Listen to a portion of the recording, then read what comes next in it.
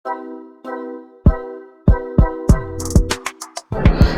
to your Shopee app in your mobile phone, then go to your home and hanapin nyo po ang account setting.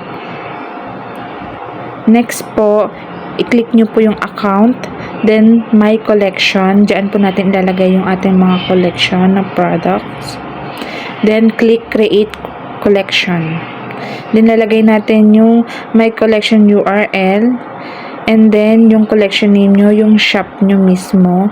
Pwede rin kayo maglagay ng picture nyo, profile, and collection description.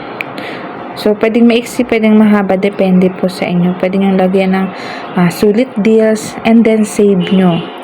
And after nyan, my collection settings, my categories, i-click nyo po. And then yan, pwede na po tayong mag-add ng category. So, halimbawa po itong gagawin natin is fashion clothes. Pwedeng for men and for women, magkahiwalay. So, i-confirm lang natin yan para ma-save. Then, pwede po ulit tayong mag-add ng category kahit ilan po. Halimbawa, sa mga bahay, sa home, sa kitchen, shoes, pwede po natin gawa ng kanya-kanyang categories. Then, after nyon, punta kayo sa me and then affiliate program. Diyan naman po ay pwede na tayong maghanap ng item na gusto nating ilagay sa ating collection. Halimbawa, itong napili ko, yung 6 color sunset rainbow lamp. So, open natin yan. And then, share to earn. Meron nga yung commission extra na 12% kapag meron kang successful purchase. So, next natin ay ilagay natin sa my collection.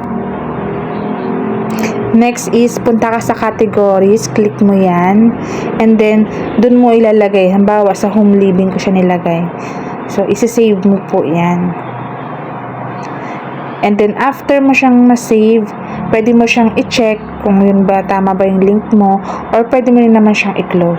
So, chinek natin. So, nandito na siya, naka-add na siya sa ating category. So, ngayon, marunong na kayong mag-add ng product sa inyong My Collection. Then, next naman natin na video ay ituturo ko naman sa inyo kung paano mag-convert ng link from Shopee to our social media like Facebook, TikTok, YouTube, and then, kung paano naman din mag-post ng mga video na galing sa Shopee to our social media. So, thank you for watching. I hope nakatulong sa inyo itong video na ito. And please don't forget to like, subscribe, and don't forget the notification bell para hindi nyo ma-miss ang mga ganitong content. Maraming salamat po. Adios!